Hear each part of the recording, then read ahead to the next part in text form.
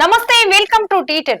ప్రజాస్వామ్యాన్ని కూనీ చేయటమే అధికార బీజేపీ స్వభావమని సిపిఐఎం సీనియర్ నేత పార్టీ సమన్వయకర్త ప్రకాష్ కరత్ విమర్శించారు. త్రిపుర రాజధాని అగర్తలలోని స్వామి వివేకానంద మైదానంలో పార్టీ తలపెట్టిన ర్యాలీకి అనుమతి నిరాకరించడాన్ని ఆయన ఈ సందర్భంగా ప్రస్తావించారు. రవీంద్ర శతభర్షికి భవన్ ఎదుట బుధవారం జరిగిన పార్టీ రాష్ట్ర సమావేశాలను ఉద్దేశించి కరత్ ప్రసంగిస్తూ బీజేపీకి దాని ప్రభుత్వానికి ఓ విషయం చెప్పాలని అనుకుంటున్నాము. మీరు మాపై ఎంత దాడి చేస్తే మేము అంతగా విజృంభిస్తాం. త్రిపురలో సిపిఐఎం అతిపెద్ద ప్రతిపక్ష పార్టీ భారీ ప్రదర్శన నిర్వహించేందుకు పార్టీకి అనుమతి ఇవ్వలేదు. ఈ ఘటనతో త్రిపురలో ప్రజాస్వామ్యం ఏ స్థితిలో ఉన్నదో దేశం ముందు ఆవిష్కృతమైంది. ప్రజాస్వామ్యాన్ని కూని చేయడం బీజేపీ డిఎన్ఏలో దాని జన్యువుల్లోనే ఉంది అని కరత్ మండిపడ్డారు.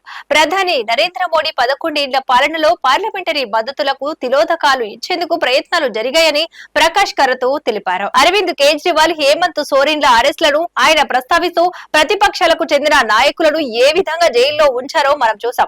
ఇప్పుడు ఢిల్లీలో శాసనసభ ఎన్నికలు జరగబోతున్నాయి. పార్లమెంటు ఎన్నికలకు ముందు అప్పటి ఢిల్లీ ముఖ్యమంత్రి కేజ్రీవాల్ ను అరెస్టు చేసి జైల్లో పెట్టారు. దానికి ముందు జార్ఖండ్ ముఖ్యమంత్రి జేఎంఎం నేత హేమంత్ సోరెన్ ను కూడా అరెస్టు చేసి జైల్లో పంపారు. ప్రతిపక్షాలపై దాడి చేయడం, ఆ పార్టీల నేతలపై తప్పుడు కేసులు బనాయించడం, వారిని జైల్లో పెట్టడం బీజేపీకి పరపటిగా మారిందని ఆగ్రహం వ్యక్తం చేశారు.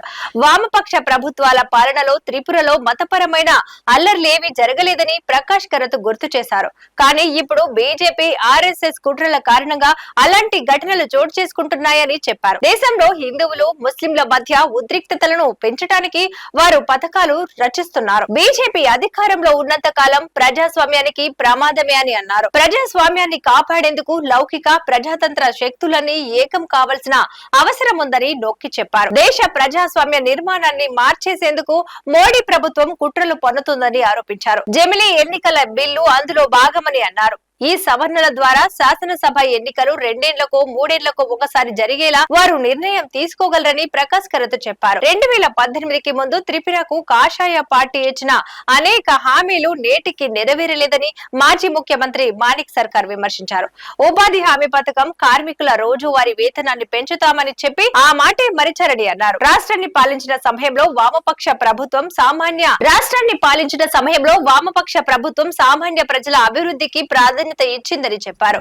బీజేపీ పాలనలో రాష్ట్రంలో అవినీతి పెచ్చురిల్లిందని, శాంతి భద్రతలు కనుమరుగయ్యాయని, రాజకీయ హింస, మహిళలపై నేరాలు పెరిగాయని తెలిపారు. ప్రజల్లో నెలకొన్న అసంతృప్తిని, ఆగ్రహాన్ని సిపిఐఎం భారీ ర్యాలీ ప్రతిబింబించిందని అన్నారు. ఈ ర్యాలీకి ప్రతిపక్ష నేత, సిపిఐఎం రాష్ట్ర కార్యదర్శి జితేంద్ర చౌదరి, మాజీ మంత్రి బాదల్ చౌదరి తదితర నేతలు హాజరై ప్రసంగించారు. ప్రజలు భారీ సంఖ్యలో తరలివచ్చి ర్యాలీని విజయవంతం చేశారు. అగర్తల వీధులన్నీ కార్యకర్తలు, అభిమానులతో కిక్కిరిసిపోయాయి. ఇది వాటి న్యూస్, చూస్తూనే ఉండండి టీ10.